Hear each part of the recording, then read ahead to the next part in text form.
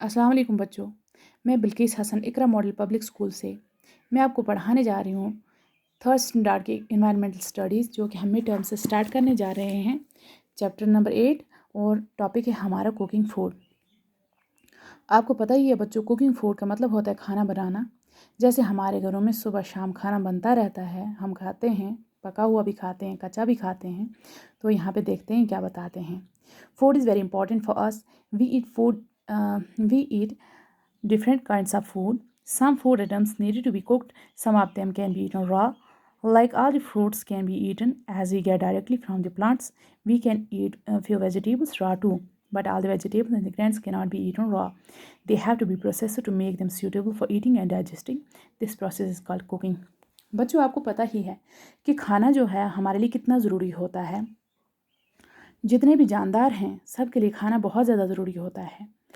तो लेकिन हम बहुत सारे तरीक़ों से, ह्यूमन बींग्स जो होते हैं वो बहुत सारे तरीक़ों से खाना खाते हैं। कोई खाना वो पका हुआ खाते हैं, कोई खाना कच्चा खा लेते हैं, जिसको रॉ फूड जिसको कहते हैं, यहाँ पे रॉ बताया गया है बच्चों। तो कुछ हम ऐसे ही कच्चा खा लेते हैं और कुछ हम पका हुआ खा लेते हैं। जैसे अगर फ्रूट्स की बात हम करेंगे तो फ्रूट्स हम कच्चे खा लेते हैं, और कुछ सब्जियाँ भी जो यहाँ पे दिखाई गई हैं तो ये हम कच्ची खा सकते हैं, फ्रूट्स वगैरह भी खा सकते हैं। लेकिन कुछ ऐसे ऐसे फूड आइटम्स होते हैं, जैसे ये ग्रेन्स हैं, वेजिटेबल्स हैं, ये हम पकाए बिना नहीं खा सकते हैं बच्चों। कुकिंग फूड का मतलब होता है खाना बनाना। खाना जो होता है उसको खाने के काबिल बनाना, उसको पका के जब हम खाने के काबिल बनाते हैं, जो हमारे डाइजेस्टिव सिस्टम के लिए भी ठीक रहता है, उस प्रोसेस को कहते हैं कुकिंग। आपने देखा ही होगा, जब हम सुबह ब्रेकफास्ट में रोटी वगैरह खा लेते हैं, साथ में चाय होती है, दूध वगैरह जो कुछ भी होता है, तो जो रोटी होती है बच्चों वो हम पका के खाते हैं। वो फ्लोर से बनती है। फ्लोर हम ऐसे कच्चा नहीं खा सकते हैं। तो दोपहर में हम चावल खा लेते हैं या मीट वगैरह खा लेते हैं, सब्ज़ी उसके साथ खा लेते हैं। तो बच्चों वो भी हम पका के ही खाते हैं। और शाम को जो कुछ भी हम खा लेते हैं डिनर में, चाहे चावल खाएं चाहे रोटी खाएं, तो उसके साथ सब्ज़ी वगैरह, मीट वगैरह, फिश जो भी होती है तो वो हम पका के खाते हैं। और उसके साथ हम सलाद भी खाते हैं जो कि कच्चा होता है। कुछ ऐसे खाने होते हैं, मतलब कि खाने की चीज़ें होती हैं जो हम पका के खाते हैं, कुछ ऐसे होते हैं जो पके बगैर खा लेते हैं।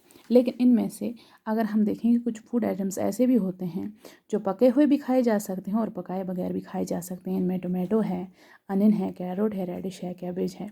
इनको हम पका के भी खा सकते हैं और ऐसे हम सलाद में भी इनको यूज़ कर सकते हैं। तो बच्चों यहाँ पे बता रहे हैं ये कि जो खाना जब पकता है तो पका हुआ खाना हमारे डाइजेस्टिव सिस्टम के लिए, हमारे हाजमे के लिए बहुत अच्छा होता है।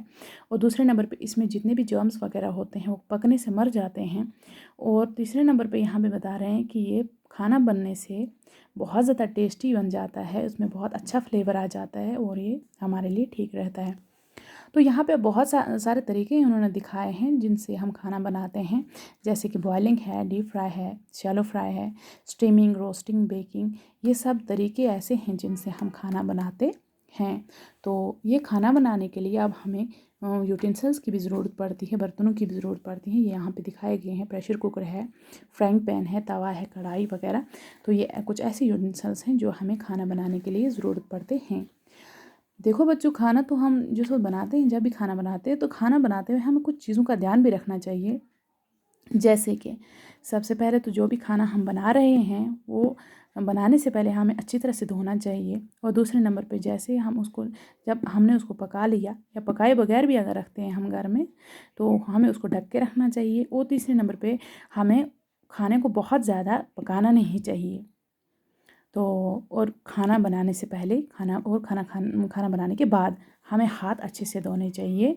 और जो यहाँ पे दालें वगैरह होती हैं ना, हमारे घर में अक्सर पकती ही हैं, तो वो हमें बनाने से पहले पानी में भिगो के रखनी चाहिए, जो हमारा बहुत, जिसकी वजह से एक तो ये फ्यूल वगैरह भी हमारा बहुत ज़्यादा बच जाता है और हमारा टाइम भी बच जाता है।